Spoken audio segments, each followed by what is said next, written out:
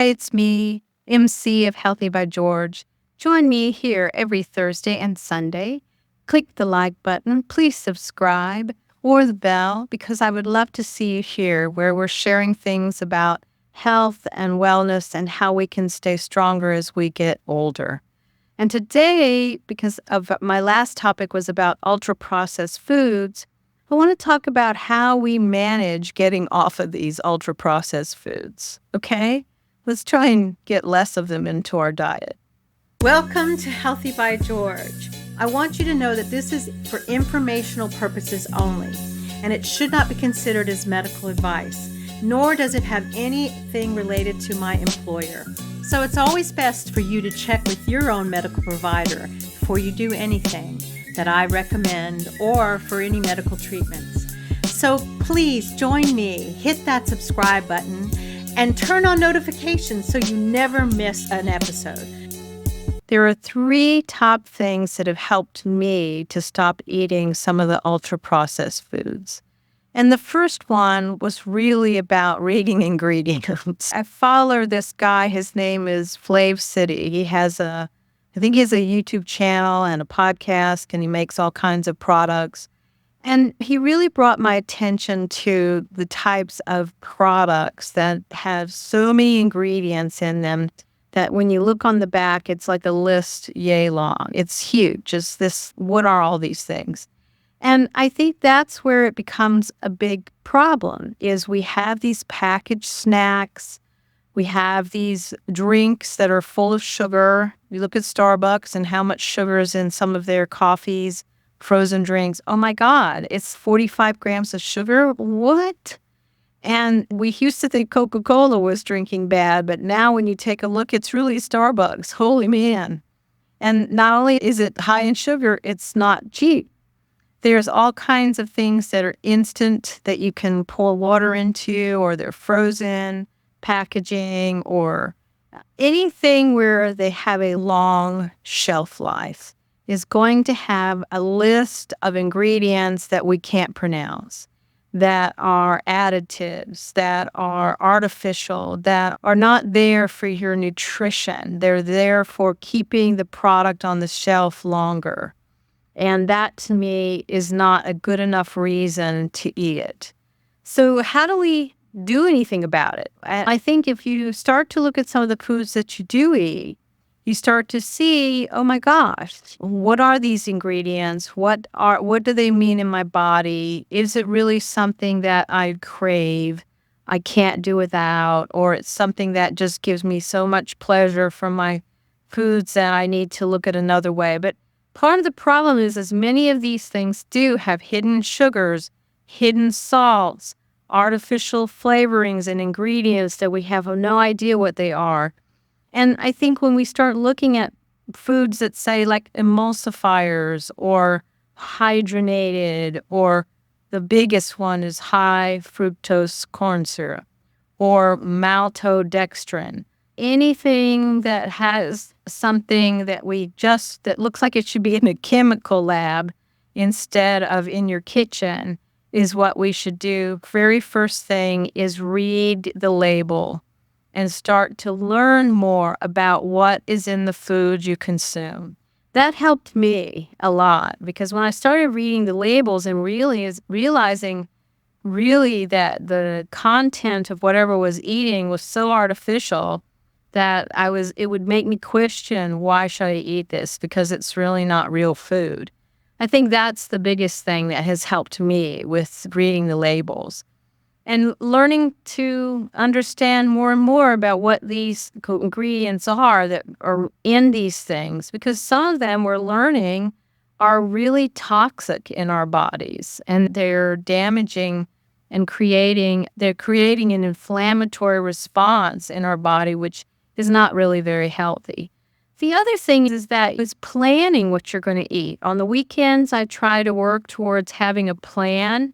Like I roast a bunch of sweet potatoes. Oh, there's my sweet pea. He wants to get involved. The minute I'm trying to film something, he wants to get involved. I roast sweet potatoes. I roast carrots. Oh my God, roasted carrots with the red pepper flakes on them are just divine, in my opinion. I love those roasted sweet potatoes, roasted carrots. I love roasted onions. I love taking onions and cutting them in half and putting chunks of onions in there. I've recently seen this tomato soup recipe where they roast the tomatoes, they roast the onions, they roast the garlic, and then they put it all in the blender and blend it up. That looks divine to me. I think I'm going to start trying that.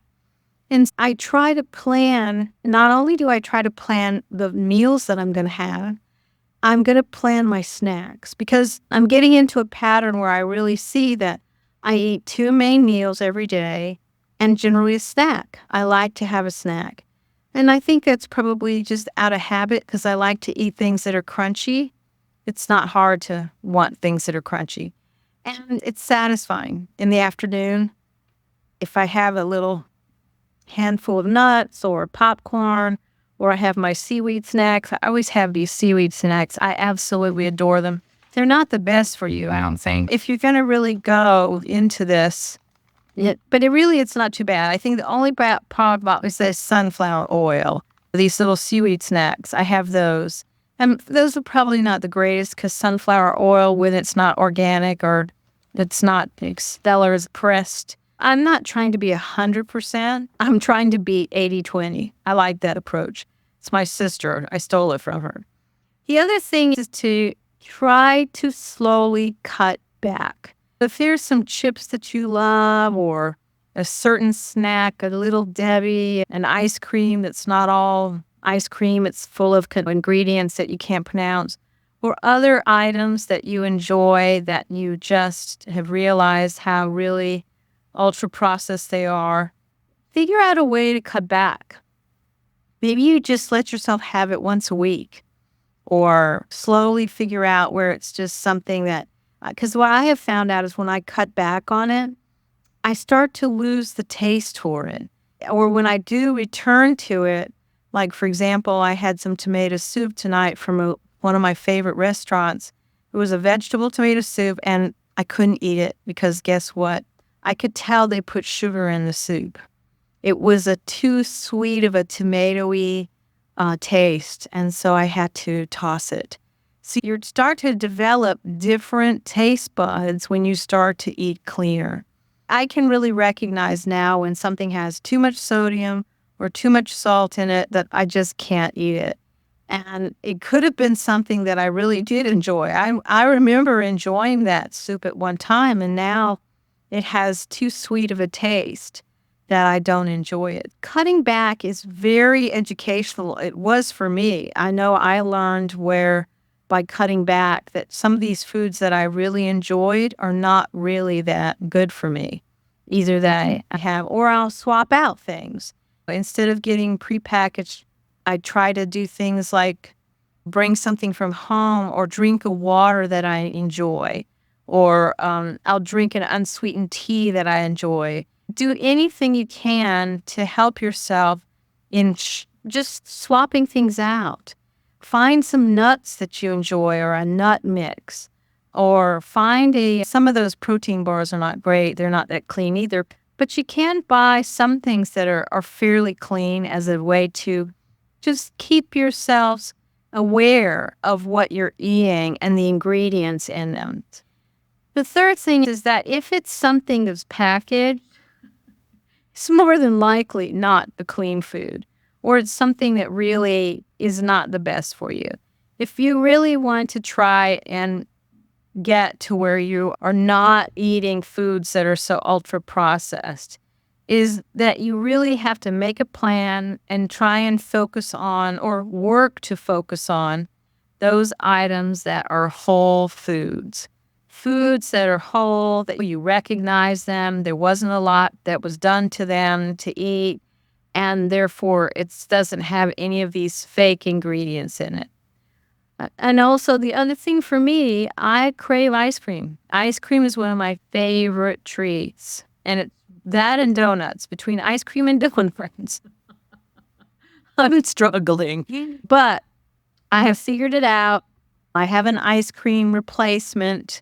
It's a keto ice cream that I eat. It's either the Halo or I eat this one called this Swedish one that's called Nix. I think it's Nix. Swedish, Nix, and Halo. I haven't found a good replacement for donuts yet. All I'm doing is reducing in eating donuts. And so, of course, my sweet dog wants to be involved. We'll be in a minute. I know, we're almost done. Remember, you can do 3 things. Read the label, educate yourself on those ingredients, plan your eating, plan your meals, take time to plan foods that are nutritious, cut back on those things that are ultra-processed. Those are the 3 top things that you can work towards to try and do better as far as eating whole foods that you can pronounce and you recognize what they are. Be well, my friends. We have this one precious life. Let's live it fully and intentionally. Bye-bye. So thank you so much for joining me at Healthy by George. I hope you found the information inspiring and that it encourages you on your wellness journey. Because remember, your body, your well-being are a most precious gift, and every tiny action taken daily can make a huge difference. I hope the information here is educational purposes and is not meant to replace your medical care. See your doctor and talk about what works for you. If you enjoyed today's content, don't forget to give it a thumbs up and subscribe to my channel. Your support means the world to me, and it helps me continuing creating content that inspires and empowers you to live your best life. Goodbye for now, and join me again at the next Healthy by George.